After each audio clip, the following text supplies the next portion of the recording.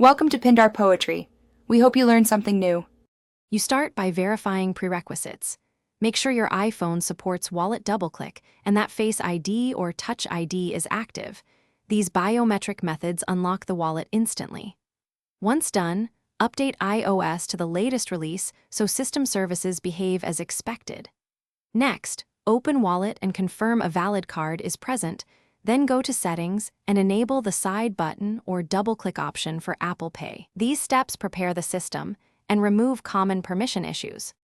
Now perform the middle steps that fix behavior.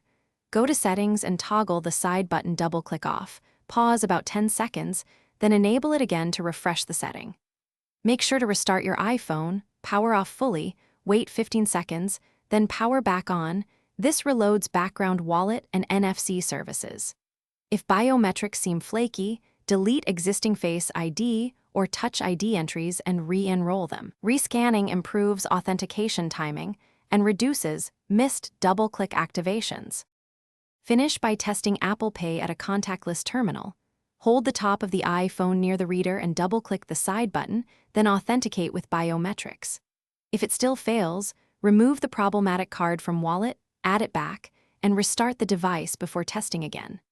As a final targeted fix, reset network settings if NFC or card validation errors persist.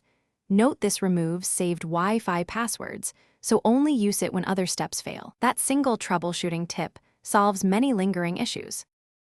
Thanks for watching. Consider subscribing if we helped you.